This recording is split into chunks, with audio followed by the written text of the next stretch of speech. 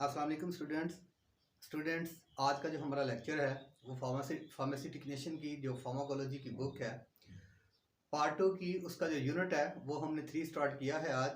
आज जो हमारा कंटेंट है, जो हमारा टॉपिक है वो है ENS, यानी हमने ऑटोनोमिक नर्वस सिस्टम के बारे में पढ़ना है।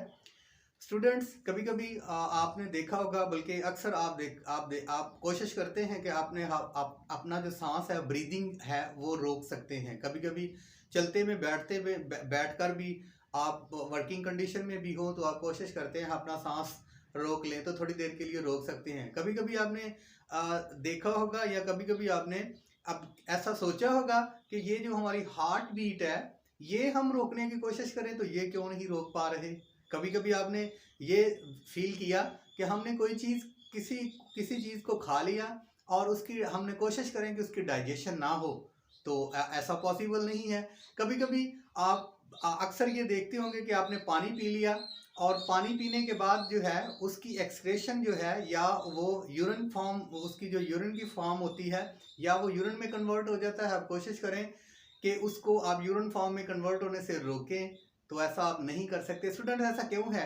ये है ऑटोनोमिक नर्वस सिस्टम, यानी ऐसा निज़ाम जो कि खुद ब खुद हम हमारी मर्जी के ताबे ही नहीं है, खुद ब खुद हो रहा है। ऐसे सिस्टम्स को हम इनवॉलंटरी, ऐसे एक्शंस को हम इनवॉलंटरी एक्शंस कहेंगे और ऐसे सिस्टम्स को हम ऑटोनोमिक नर्वस सिस्टम कहेंगे। तो स्टूडेंट्स, ऑटोनोमिक नर्वस सिस्टम जो है ये एंडोक्राइन सिस्टम्स के साथ मिलके जो है वो बहुत से बॉडी के जो इनवॉलंटरी फंक्शंस हैं उनको परफॉर्म करता है। यहाँ पे मैंने बुक से कीवर्ड लिए हैं। यहाँ पे है रेगुलेट द, ये विसरल फंक्शंस हैं। विसरल फंक्शन स्टूडेंट बॉडी के कौन से हैं? Visceral organs. सबसे पहले तो आपको विसरल ऑर्गन्स के बारे में बता दूं। वाइटल ऑर्गन्स, विसरल ऑर्गन्स, यानी ये हार्ट, लंग्स, स्टोमिक और हमारा रिप्रोडक्टिव सिस्टम और हमारा यूरिनरी सिस्टम, ये स्टूडेंट्स जो है ये विसरल ऑर्गन्स हैं और इनका जो फंक्शन है वो विसरल फंक्शंस है।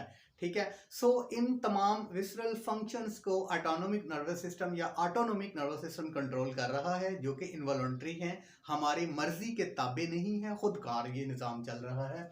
उसके बाद स्टूडेंट्स ये क्या करता है, ये जो कीवर्ड मैंने इस्तेमाल किया है वो है इनवॉलंटरी नर्वस सिस्टम, यानी ये इनवॉलंटरी नर्वस सिस्टम है। इनवॉलंटरी नर्वस सिस्टम इसको क्यों कहेंगे? ये याद रहे कि जिस्म के अंदर या फिजियोलॉजिकली कोई भी वर्ड्स या अनाटॉमी के अंदर, फिजियोलॉजी के अंदर जब भी आप इनवॉलंटरी वर्ड्स को पढ़ेंगे तो इसका मतलब है कि ऐसे फंक्शंस या ऐसा फिजियोलॉजिकल फंक्शन जो कि हमारे अपनी मर्जी के ताबे नहीं है, हम उसको दानिस्ता तौर पे नहीं कर सकते, वो इनवॉलंटरी एक्शंस है। और ये इनवॉलंटरी नर्वस सिस्टम है, खुद ब खुद जो है सोते में जागते में खुद ब खुद जो है इन ऑर्गन से काम ले रहा है। ये बॉडी के अंदर बहुत से निज़ाम्स को, फिजियोलॉजिकल फंक्शंस को रेगुलेट किए हुए हैं।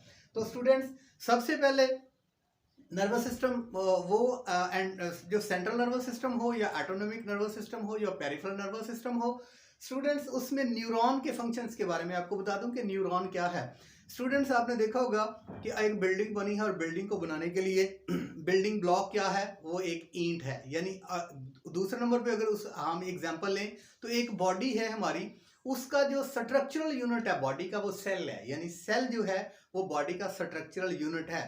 ऐसे ही स्टूडेंट्स आपने नर्वस यूरिनरी सिस्टम के बारे में पढ़ा होगा। एक्सक्रीटरी सिस्टम में हम किडनी के अंदर, किडनी का जो फंक्शनल यूनिट है वो नेफ्रॉन है।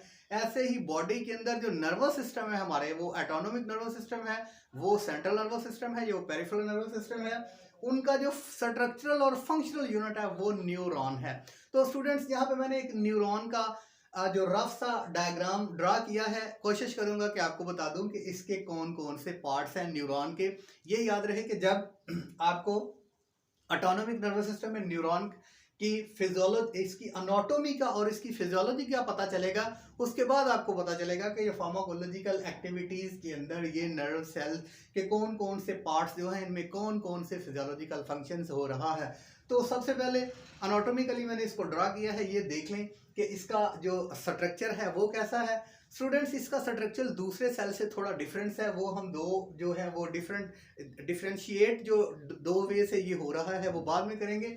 लेकिन मैंने स्ट्रक्चर आपको बता दूं कि सबसे पहले ये इसकी सेल बॉडी है। हर सेल जो है वो उसकी एक सेल बॉडी है, उसके अंदर साइटोप्लाज्म है, न्यूक्लियस है, और साइटोप्लाज्म के अंदर जो है उसके ऑर्गेनेलीज प्रेजेंट है, जिस तरह के सेंट्रोसोम हो सकता है, उसके बाद जो है वो राइबोसोम्स हो सकते हैं, ठीक है। उसके बाद जो है वो दीगर ऑर्गन्स जो है वो इसके अंदर प्लास्टिड्स प्रेजेंट हो सकते हैं प्लांट सेल्स के अंदर, ठीक है। बाकी जो एनिमल सेल्स हैं उनके अंदर डिफरेंट ऑर्गेनेलीज प्रेजेंट हो सकते हैं।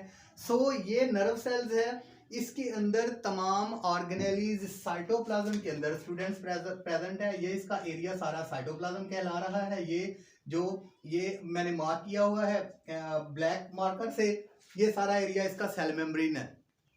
तो स्टूडेंट दूसरे सेल से ये डिफरेंस ये है कि इसके जो है एक तो डेंड्राइट्स हैं, डेंड्राइट्स, और दूसरे नंबर पे इसकी एक टेल है जिसको हम एक्सॉन का नाम देते हैं। सो स्टूडेंट सेल बॉडी है, साइटोप्लाज्म के अंदर तमाम ऑर्गेनेल्स प्रेजेंट है, इसका न्यूक्लियस है, दूसरे सेल्स की तरह एक इसका न्यूक्लियस भी है। इसके अलावा स्टूडेंट्स इसके डेंड्राइट्स हैं। डेंड्राइट्स का क्या काम है, ये नर्व इम्पल्सेस को कंडक्ट करते हैं, बॉडी से नर्व इम्पल्सेस को कंडक्ट करते हैं और फिर सेल बॉडी से एक्सॉन की तरफ इस नर्व इम्पल्सेस को भेज देते हैं, और एक्सॉन जो है वो नर्व इम्पल्सेस को दूसरे सेल्स की तरफ, दूसरे सेल्स की सेल बॉडी की तरफ भेजता है। सो स्टूडेंट्स इसकी सेल बॉडी, इसका ये एक्सॉन का स्ट्रक्चर, उसका सेल, इसकी उसके बाद इसका न्यूक्लियस और इसके डेंड्राइट्स, ठीक है। ये इसका जो रफ सा स्ट्रक्चर है, इसको माइंड में रखिएगा। उसके बाद हमने देखना है कि ये जो नर्व सेल्स है, ये नर्व सेल्स दूसरे सेल्स, अब बॉडी के दूसरे भी तो सेल्स हैं ना, सोमेटिक सेल्स हैं, नर्व सेल्स हैं, उसके बाद ये सेक्सुअल सेल्स हैं, गैमेट सेल्स हैं। अब उनमें से ये क्यों डिफरेंट है, ठीक है। अब सोमेटिक सेल्स जो हैं या गैमेट सेल्स जो हैं वो थोड़े जो हैं वो एक मतलब एक मुशाबत रख सकते हैं, लेकिन हमने देखना है कि नर्व सेल्स उन बाकी तमाम सेल्स से कैसे डिफरेंट है। तो स्टूडेंट सबसे पहले it is different from other cells by two ways, दो तरीकों से मुख्तलिफ है। सबसे पहले है कि neuron has branches axon and dendrites. किसी भी दूसरे सेल्स बॉडी के अंदर, सोमेटिक सेल्स के अंदर जो है उनके अंदर ना तो ये इसका एक्सॉन है, ये टेल इसकी, और उसके बाद ना उसके डेंड्राइट्स हैं।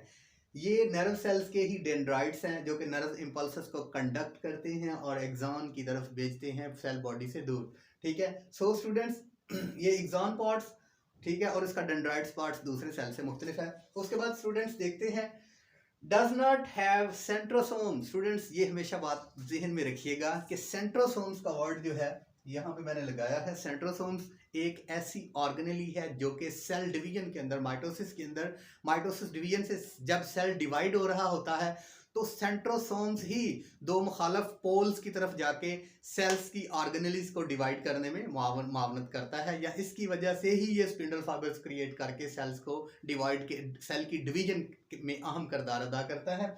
सेंट्रोसोम ऑर्गेनेली इसके अंदर प्रेजेंट नहीं है, बाकी तमाम सोमेटिक सेल्स और सेक्सुअल सेल्स, गैमेट सेल्स के अंदर ये सेंट्रोसोम ऑर्गेनेली प्रेजेंट है, उन्होंने सेल्स ने डिवाइड होना होता है। सो स्टूडेंट्स ये जो न्यूरॉन सेल्स है, नर्व सेल्स है, इसको न्यूरॉन भी कह सकते हैं, एक नर्व सेल्स भी कह सकते हैं। इसके अंदर सेंट्रोसोम प्रेजेंट नहीं है। उस वजह क्या है, सेंट्रोसोम प्रेजेंट नहीं है, इसने डिवाइड ही नहीं होना। अगर उसके अंदर सेंट्रोसोम होता तो इसकी डिवीजन होती। सो जितने भी नर्व सेल्स हैं इनकी डिवीजन नहीं होती। सो स्टूडेंट्स अगली व्हाइट बोर्ड की प्रेजेंटेशन के अंदर देखते हैं इसकी टाइप्स के बारे में। अस्सलाम वालेकुम।